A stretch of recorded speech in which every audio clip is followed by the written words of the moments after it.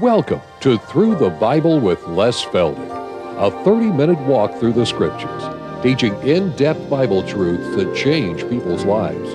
Now, here's your host, Les Feldick.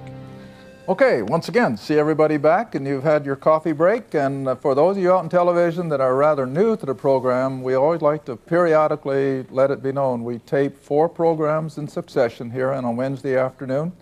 And between each half-hour program, we have a coffee break, and the ladies bring in enough refreshments for a log rolling. So we do. We just have a good afternoon, and we'll be out of here about 4:15, 4:30. Okay, we're in Isaiah as yet. We're going to pick up where we left off because I want to especially come in at verse 20 and 21 and the first part of chapter 60 this half hour.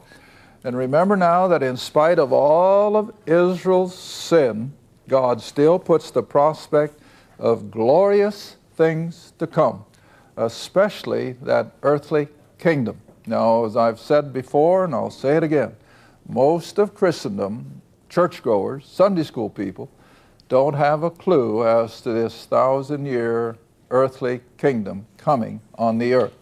And it's going to be primarily the fulfillment of all these promises made to the nation of Israel, that the end result of everything will be this glorious kingdom over which they will be the primary nation. And we'll be looking at that sometime in the next 2 programs. All right, so even though it's depressing to read about all their sin and their unbelief and their wickedness, yet the prospect is still out in front of them of this glory yet to come. All right, chapter 59 now then, verse 18.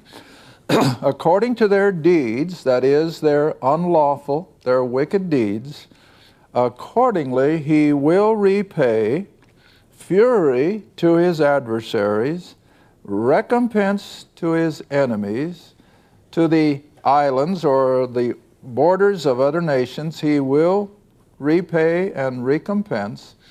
So now verse 19, so shall they fear the name of the Lord from the west, and his glory from the rising of the sun, which is the east, when the enemy shall come in like a flood, which of course is a reference now to the Babylonians. The Spirit of the Lord shall lift up a standard against him. All right, now we'll leap all the way up in verse 20 to Christ's first advent and the Redeemer. And you see that's capitalized, so it's a title, and it simply means the one who will pay the price for Israel's salvation, and that of course is going to be their Messiah. And so the Redeemer shall come to Zion, and never forget Zion is Jerusalem. Mount Zion is in Jerusalem. Never forget that. So the Redeemer, the Messiah, will come to Zion, and unto them that turn from transgression in Jacob, saith the Lord. All right. Now, when Christ came then to the nation at his first advent, just like it's been all the way in their history, how many, percentage-wise, how many, not a definite 5 or 10%, but a small number or a great number, how many responded and believed who he was? Just a small percentage. A few. All right, now let's go up again and see how the Apostle Paul even deals with that phenomena. Again in Romans, chapter 11. It was only a small percentage of Israel that could understand and believe who Jesus of Nazareth really was. And of course it carries over then into Paul's writings here in Romans 11 as he's dealing with the nation of Israel. In Romans chapter 11, let's just jump in at verse 2, honey. Romans 11, verse 2, because here Paul is showing that even from antiquity and up to his present time, as I said last program, things never change. There was a remnant back then. There's a remnant here. There will be a remnant in the end time scenario. All right? Romans 11, verse 2. God hath not cast away his people which he foreknew. Now that flies in the face of a lot of teaching that's going out today that God was all through with the Jew after 70 AD and that everything promised to Israel has been given to the church. Not according to Romans 11. They have to throw this chapter away, because here it's as plain as day that God has not cast away His people that He knew in His foreknowledge. And now Paul gives a good illustration. Know you not what the Scripture saith of Elijah, and how he maketh intercession to God against Israel, when he said, now watch, if this isn't a true ringer, what we've been reading in Isaiah, even Elijah was already experiencing it. They have killed thy prophets, they have torn down your altars, and I am left alone, and they seek my life. Why were they seeking Elijah's life? Because he was a true man of God, and they didn't like him in their midst. That's been Israel's history. All right, so Paul says, but what saith the answer of God to him, that is, to Elijah? And God said, I have reserved to myself 7,000 men who have not bowed the knee to the image of Baal. Now that was the God in Elijah's day. In Isaiah's day, it was Moloch and some of the others, see? But it's always that same small percentage that did not fall into rank unbelief. Now look at verse 5. Paul writes, even so then at this present time, as he writes, in about 60 AD, just a few years before Rome will come in and destroy the temple and the city. Even so at this present time there is a remnant, that small percentage, see, according to the election of grace. And so, what happened? Verse 7, Israel, the nation, has not obtained that which he seeketh for. Well, now what does that mean? Well, all up through the Old Testament, because of the prophets, they had an understanding that there was a king and a kingdom coming, and that it would be glorious. And in spite of all of those promises, they still would turn their back on it.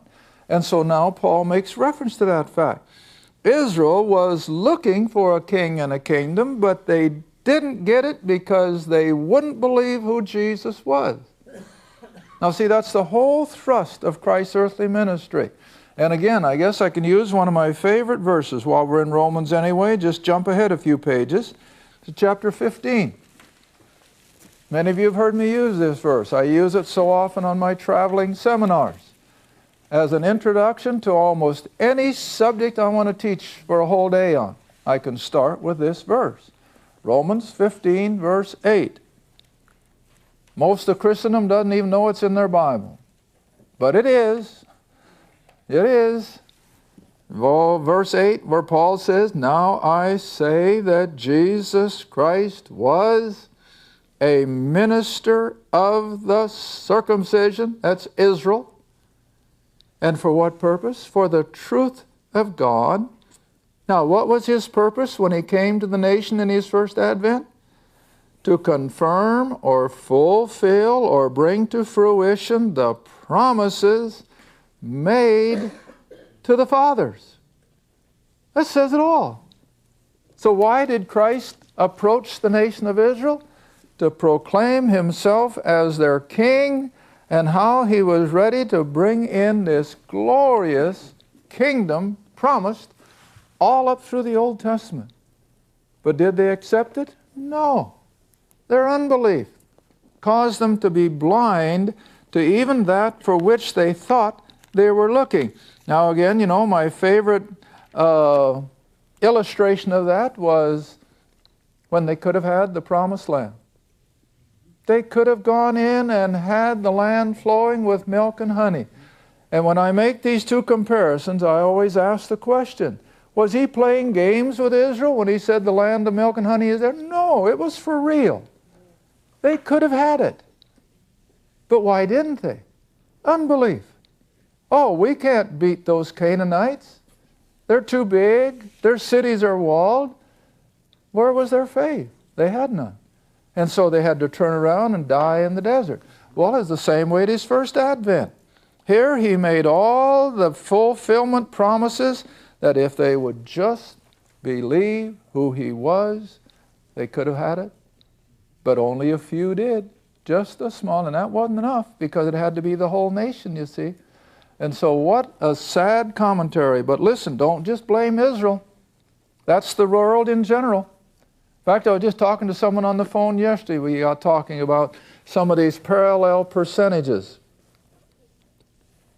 When 7,000 in Israel didn't bow the knee to Baal, out of a population of 7 million, now most of you have heard me use this before, what was the percentage? 1/10 of 1%, or 1 out of 1,000. That's all. Now look at America today. Even though our churches may be full of raucous worshipers, how many are true believers? How many are resting on that finished work of the cross? Not many. I'm not going to be bold enough to say 1/10 of 1%, although I'd like to. But listen, it's going to be a small percentage. When the Lord comes, they won't even miss us. It won't even make a dent in the population that's missing. And so it was in Israel, see? And here we go again, back to Isaiah. Back to Isaiah now then.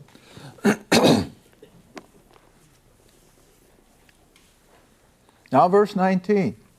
As Isaiah is leaping all the way over the Babylonian invasion, and he's coming all the way up now to his first advent. So shall they fear the name of the Lord from the west, his glory from the east, and when the enemy shall come in like a flood, that of course later was, I think, a reference to Rome, the Spirit of the Lord shall lift up a standard against him. Now then, verse 20, I got behind myself here. The Redeemer shall come to Zion. He's going to come, Isaiah writes, to present himself as the fulfillment of all the Old Testament promises. And it'll only be to those who will turn from transgression, but only a small percentage did, so it wasn't enough. Now verse 21. As for me, this is my covenant with them, that is, believing Israel. My spirit that is upon thee, and my words which I have put in thy mouth shall not depart out of thy mouth, nor out of the mouth of thy seed, nor out of the mouth of thy seed's seed, saith the Lord, from henceforth and forever. Now, when Israel rejected him at his first coming, this won't become fulfilled until when? The second coming. At his second coming now we can expect Israel to come under the fulfillment of what we call the covenant that he makes with Israel. Jeremiah, let's look at it a minute. Jeremiah 31. Jeremiah 31. The new covenant. Not the old covenant of law, but the new covenant which will be ushered in at the advent of the kingdom. Now, of course, when Israel rejected everything at his first coming, this was pushed back 2,000 years, which nothing in Scripture indicates. There's nothing in here to indicate a 2,000-year period between his first advent and his second. It may even be more. We've already come almost to 2,000, according to our calendar anyway. But whatever, it's going to be at his second coming. Jeremiah 31, verse 31. Behold, the days come, saith the Lord, that I will make a new covenant with the house of Israel. Now that has never been made yet, because Israel rejected everything. But when he comes the second time, it will become a reality. Now verse 32. This is what that new covenant is going to be, just like Isaiah foretold in his writing. Not according to the covenant that I made with their fathers in the day that I took them by the hand to bring them out of the land of Egypt. That was the covenant of law. This is going to supersede the Mosaic covenant of law. And he says, which my covenant they broke, although I was like a husband unto them, saith the Lord. He didn't give up on them any more than a husband will on his unfaithful wife. Now verse 33, but This shall be the covenant that I will make with the house of Israel. After those days, that is, after anything intervening, and he finally comes and sets up his kingdom, this is what's going to happen to every Jew that comes into that kingdom experience. I will put my law in their inward parts, I will write it in their hearts, and I will be their God, and they shall be my people. It's going to be an automatic thing. Now verse 34. They shall teach no more every man his neighbor, and every man his brother, saying, Know the Lord, for they shall all know me. See, there won't be any unbelievers to stick out the tongue in the kingdom. They're all going to be of like mind. See? All right? From the least of them to the greatest of them, saith the Lord, for I will forgive their iniquity, and I will remember their sin no more. That's coming. But until that day, Israel is still plagued with all the things that Isaiah is writing about. Okay, let's come back again then to Isaiah where we just left off. And that would be in now chapter 60. Isaiah chapter 60. And this, of course, is a reference first and foremost to his first coming and the following kingdom if Israel would have accepted it. But they didn't, and so now they've been sent into the dispersion. They've been scattered into the nations of the world. They have now been coming back to their ancient homeland in order to be ready for his second coming. That's no accident that the Jews are back in the Holy Land. It's no accident that they have become a nation of people once again, because they have to be there for the coming of their Messiah. All right, but now we're talking about the first advent. Verse 1, Arise, the prophet writes, Shine, for thy light is come. Whose light? Israel. And who's Israel's light? The Messiah, Jesus of Bethlehem and later on of Nazareth. All right, the glory of the Lord is risen upon thee, the nation of Israel.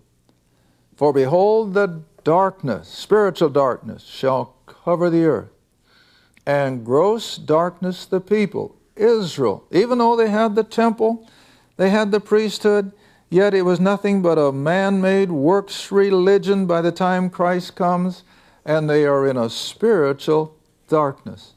But that's not going to stop God. The Lord shall arise upon thee, and his glory shall be seen upon thee. And then, if Israel would have been obedient, and if they would have recognized who Jesus was, and the tribulation would have gone by, the king would have set up his kingdom, and then Israel could have been what? Next verse. And the Gentile shall come to thy light. That was their prospect. But they lost it. They lost that opportunity when they rejected their Messiah. And so now there will be no unsaved Gentiles after Christ sets up his kingdom, because that will have totally changed. Now, just to show you how that Christ knew that Israel was going to reject him and that they would have to wait at least a period of time, it never tells us how long, until he would yet return and give them the king the kingdom. Turn with me to Matthew 23. Because all through his earthly ministry, he gives no indication of Israel's rejection. Even though the vast majority were not becoming followers and believers, yet he did not indicate that there would be a break in the time or in the outflow of Old Testament prophecy. Matthew 23, verse 37. Verses that I'm sure you're all acquainted with.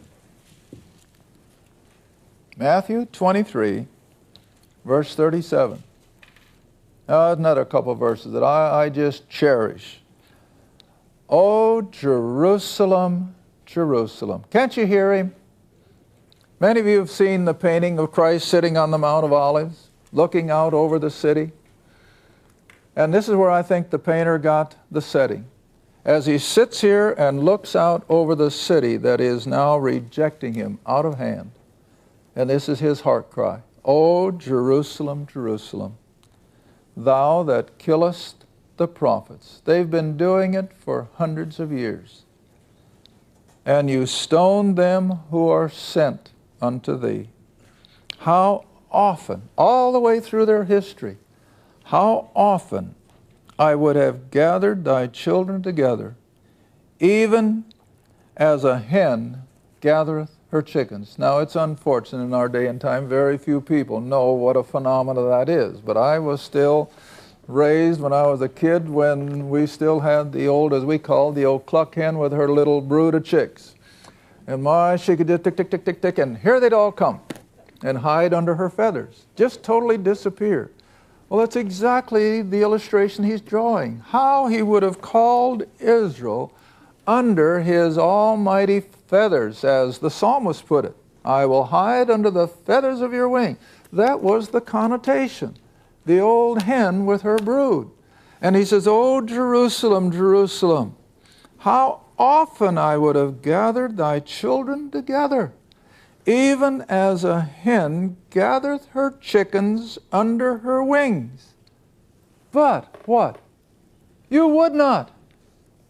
Little chicks had brains enough to come running, but Israel wouldn't.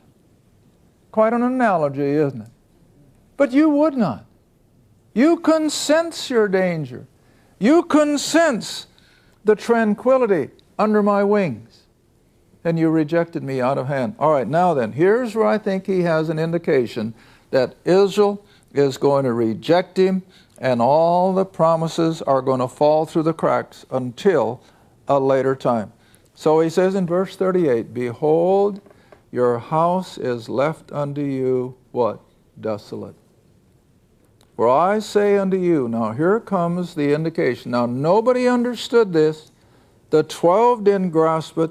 They thought everything was going to keep right on coming, and he would yet set up his kingdom. But the Lord knew.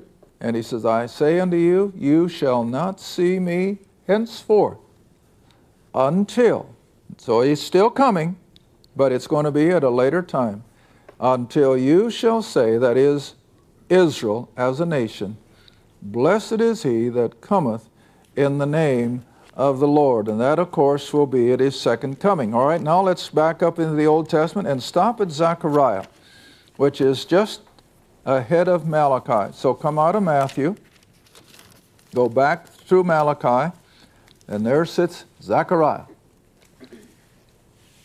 And drop in with me into chapter 12 and verse 10. Now this is prophecy, and it fits right in with what the Lord said in Matthew 23. Zechariah chapter 12, verse 10. And God, speaking through the prophet, says, I will pour upon the house of David and upon the inhabitants of Jerusalem the spirit of grace and supplication, and they, the nation of Israel now, they shall look upon me whom they have pierced, and they shall mourn for him as one mourneth for his only son. In other words, when they're reunited. Not a mourning of death and losing that son, but a renewed acquaintance, like Joseph and his brethren wept on one another's neck, not because they were losing, but because they were being reunited. All right, and then he reads on, and shall be in bitterness for him as one that is in bitterness for his firstborn. All right, now the next one then is over in chapter 13, and drop down to verse 6.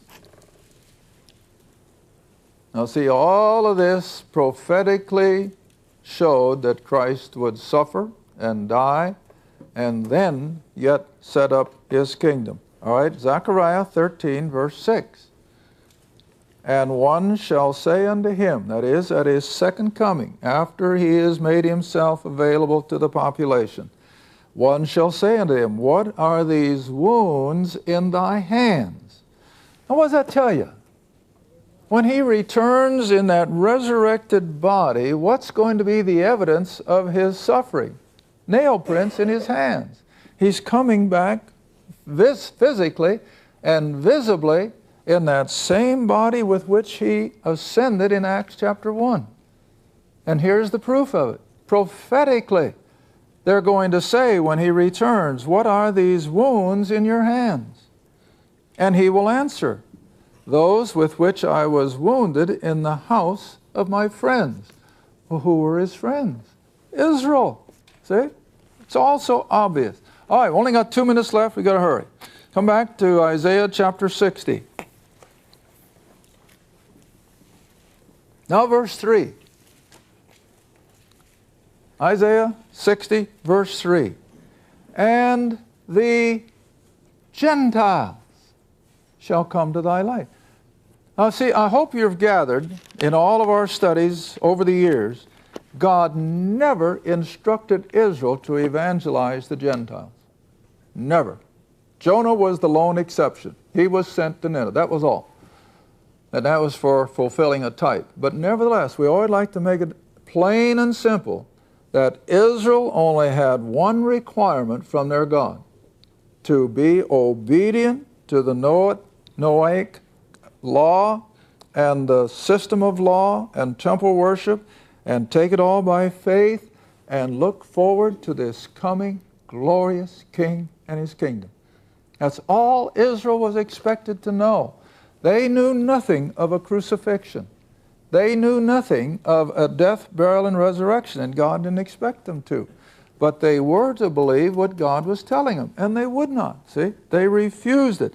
All right, now if they would have accepted that king and the kingdom, they could have evangelized the whole world.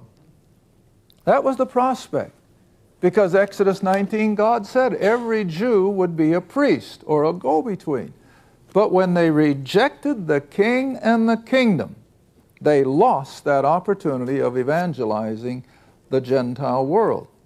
Because there will be no lost Gentiles in the kingdom now. That's a no-no. Because the Lord himself said, except a man be born again, he cannot see or enter the kingdom of heaven. But in the Old Testament prophecies, that was Israel's possibility of being the light to the Gentile world under the kingship of their Redeemer and their Messiah. But when they rejected him, they lost it all, at least for a couple thousand years. Thank you for watching Through the Bible with Les Feldick. Through the Bible is a partner-supported ministry. If this program has been a help to your study of the Scriptures and you'd like to see others enjoy the teaching, your support would be greatly appreciated. Write to us at Les Feldick Ministries, 30706 West Lona Valley Road, Kinta, Oklahoma, 74552. Or call 1-800-369-7856. Remember, all programs are available in printed form, audio cassette, and videotape. Be sure to tune in next time to Through the Bible with Les Feldick.